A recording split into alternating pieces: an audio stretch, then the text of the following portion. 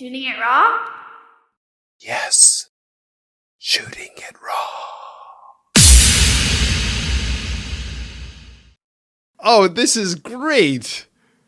I love this. Okay, so yes, you've been making photographs a long time. Yeah. So it's a photograph of, the colors are all a little bit tweaked with Photoshop or filters or whatever.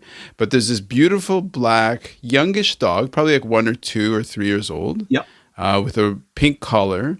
Yeah. And it's like a I don't know if it's a purebred, but it looks like a nice black, beautiful mongrel, all Yep. black. But the hair is kind of silvery because of the way the photo has been exposed. Exactly. Yeah. And then that's in the foreground. And in the background is like a wicker couch. Mm-hmm. And on the wicker couch is this sweet little girl who's perfectly framed under the jaw of this dog. Yeah. Mark Morton. What is this? Beyond being a fantastic image, what is this? Thank you. Yeah, I like it too.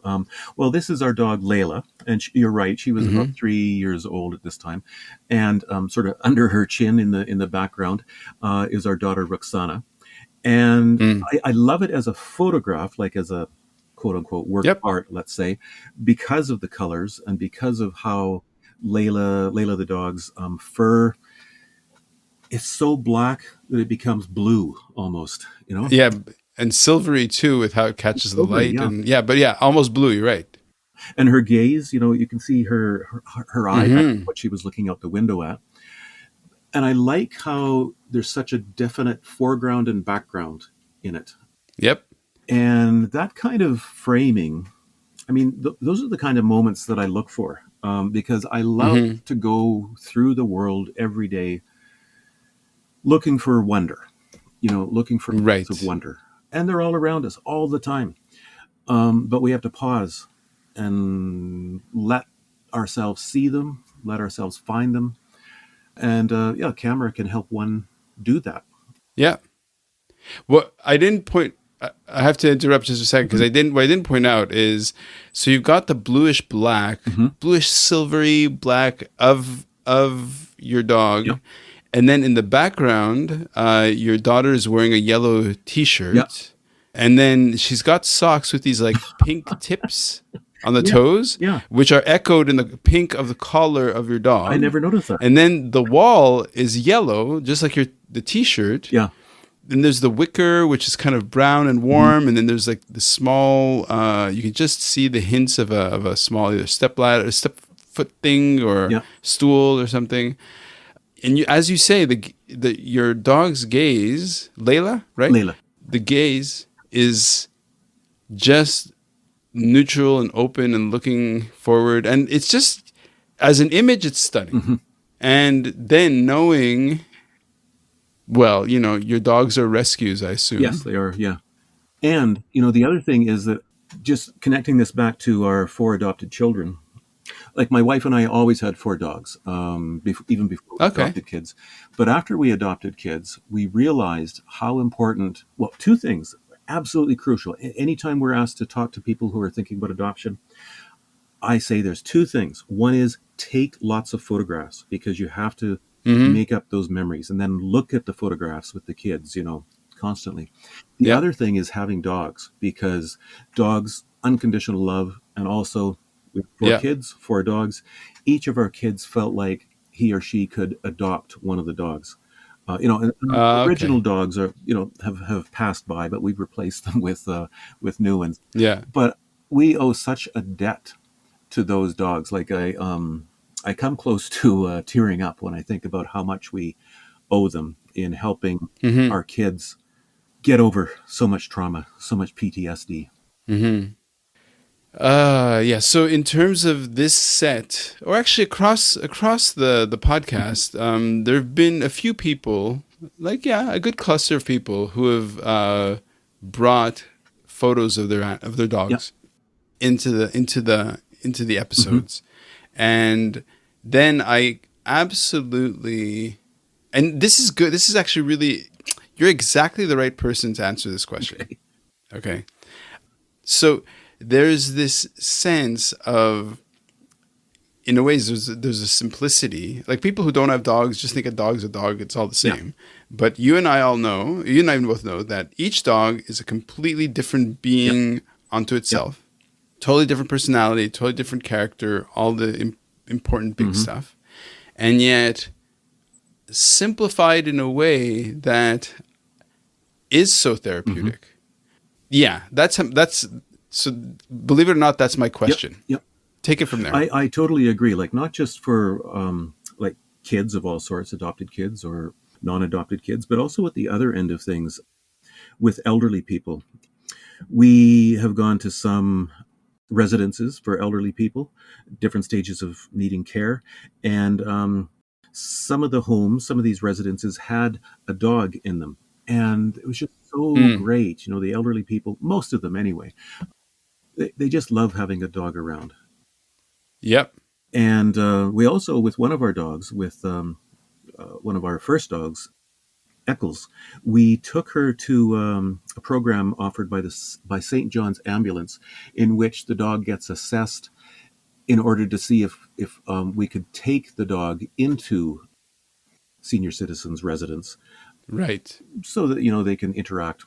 And Yeah, you need the right character. exactly, and usually what St. John's Ambulance is concerned about is a dog being sufficiently calm and gentle. Well, Yeah. they decided that Eccles was too calm. They wanted something. They wanted an animal that was a little bit more. I don't know. I think she would have done a great job, but you know, that was Yeah. that. But yeah, I say often to people that I really believe this. I think a big part of the reason why we are here as humans on this planet in this universe is for dogs, and dogs for us. Okay. I Okay. think one of the great, I mean, I'm going to say humans invented dogs, and I know that we didn't invent wolves and so on, but we did invent dogs in the sense that we domesticated them over the course of tens of thousands of years. And it's the Yeah. best thing we've ever done. It's the best that humans have ever done. Right. Because of what you were what you had said earlier, and the direction that I was projecting, I thought you were going to say service. Mm, And in a way, like, so what you don't know about me is that a big part of my life has been to train and teach and coach on this thing called service network mhm, leadership, right, in a yep, professional sense. And we don't mean that service is like yeah, customer service. We mean that service is the energy between yep, two people. So a newborn gives a newborn yep, service, a dog gives a dog hmm, service, and a child gives a child service back to the hmm, dog. hmm, So your home is a service yep, network, and it's got its own dynamics. And so how much of your world and life, because of your hmm, children, is like a kind of I don't want to say hmm, mediator, but a kind of a guide. Like, you know what I mean? Like you're guiding yeah. them, and dogs as well as your children, as well as yourselves, to like through like to navigate, right, through your days and your conditions and the growth. Well, I would say that I mean all parents do that, of course, but again, the thing about adopting older kids is they've been through so much. And then there are other complexities that I haven't referred to, which things like one of our adopted children has wanted and continues to want to be in touch with his biological family, or certainly his biological grandparents. Hmm. And so you get these complexities. Yep. It's not just it becomes like not just a network, but sometimes like a snakes and ladders game, trying to Okay. navigate all these things. And it's hard for everybody. It's hard for our kids because Matthew wants to be in touch and has been in touch with his birth family, and his birth sister, Roxana, doesn't want to have anything to do with them, and so that can create tension Hmm. between them. So, I mean, one good thing is that my wife has training as and has worked as a mediator, as a conflict resolution Okay. professional. Oh And wow. so she's got lots of skills that I don't think I have, Amazing. which have been really helpful in guiding the kids through things, because it's so easy to Yep. fall into old patterns of dealing with challenges or conflict, which is often just escalation, Yeah. and finding new patterns is hard, but I mean, it's the only way forward. Wow, Mark. Yeah. So right now it's evening for you. It's Yeah, morning for me.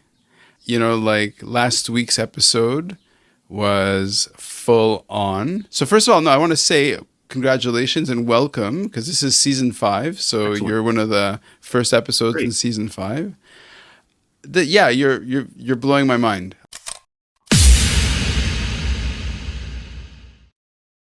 So is life really a gift? Really?